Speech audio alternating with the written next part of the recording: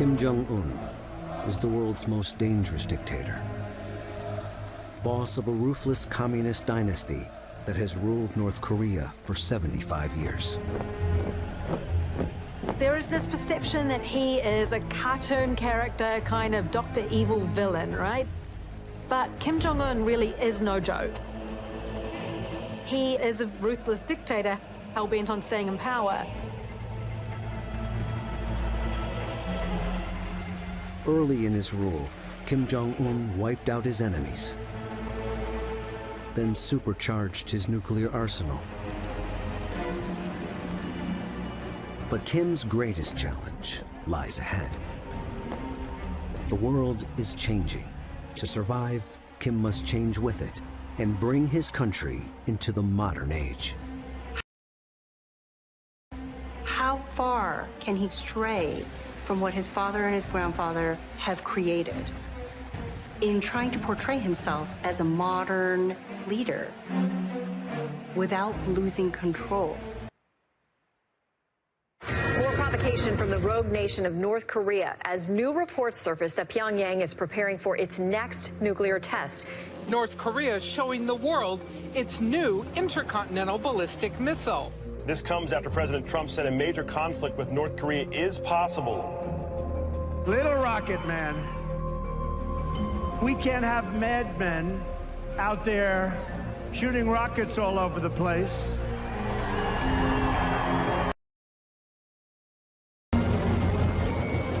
In 2017, Kim Jong-un achieved his family's long-standing ambition, developing a nuclear missile capable of striking North Korea's mortal enemy, the United States.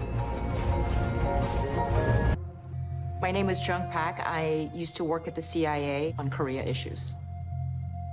The premier product that we would produce is the President's Daily Brief, which I wrote often. The toughest part is leadership intentions. When it comes to what's in somebody's mind, that is the most difficult part. I spent my entire career trying to crawl inside Kim Jong-un's head. What we learned is that not only was he an apt student of the legacy of his grandfather and father, but that he was also bigger, badder, and bolder in terms of how aggressive he was. The missiles and his weapons are now more powerful, more dangerous, more reliable, and more mobile. And that's what makes North Korea under Kim Jong-un a much scarier place and a much scarier adversary.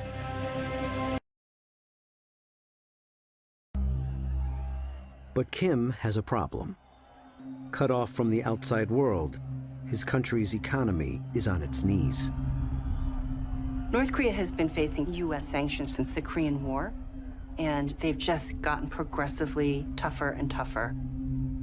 So it's a real struggle, I think, for Kim Jong-un to push his country forward. This is a country that has a chronic food shortage, it's isolated from the outside world. Kim Jong-un knows that in the long run, it's untenable for him to provide for his people.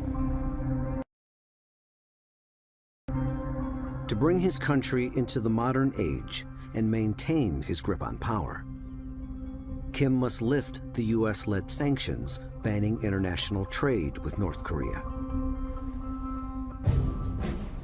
In 2018, he makes his opening move. On June 12th, in Singapore, I'll be meeting with Kim Jong-un to pursue a future of peace and security for the world, for the whole world. In 2018, Kim leaves Korea for only the third time as leader for a historic meeting with President Trump in Singapore. The Singapore summit, it really was his big debut internationally. Kim Jong-un's coming out. Those were incredible scenes. I think that's a very telling example of the image that he wants to portray to his people. Actually, I'm very charming, I'm funny, I'm flexible, I'm spontaneous, and it's completely the reverse of what we may have thought of the North Korean leader. In Singapore, North Korea's reclusive dictator takes his first steps on the world stage. I'm John Bolton. I was a national security advisor for President Trump. For me, it was almost surreal to think that this was actually happening. A mistake in my view, but it was a historic first. It was very clear in the meeting that Kim was very much in control. He was observing Trump very carefully.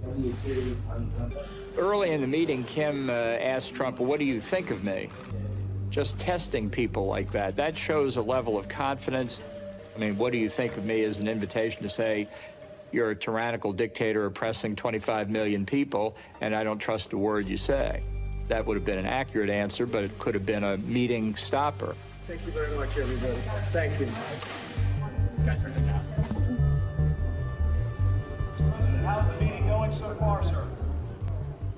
But of course, Trump gave him a very glowing review. He was smart and so on and so forth. Any progress, Mr. President? Excellent relationship. Thank you. Thank you very much.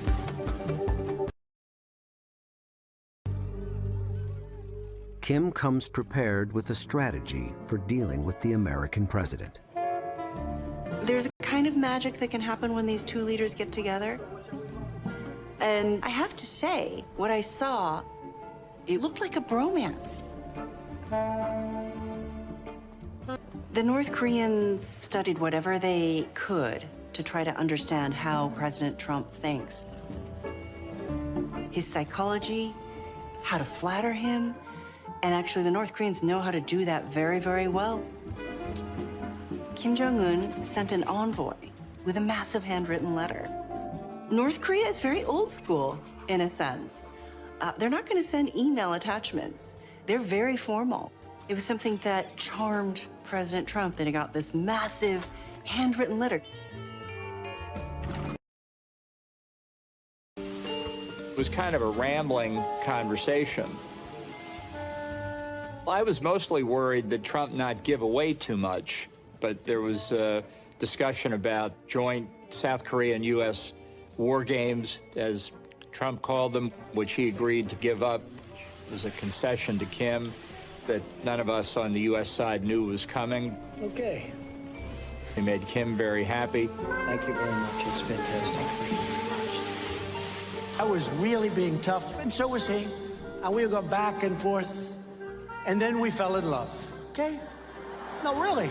He wrote me beautiful letters, and they're great letters. We fell in love. Kim has begun to reinvent himself as a legitimate world leader. He returns to his people a conquering hero. The United States is North Korea's chief adversary. It is the central enemy. So if Kim can stand shoulder to shoulder with the U.S. president, that is of itself a kind of victory. Kim Jong-un can tell his people, we are taken seriously by the most powerful leader in the world.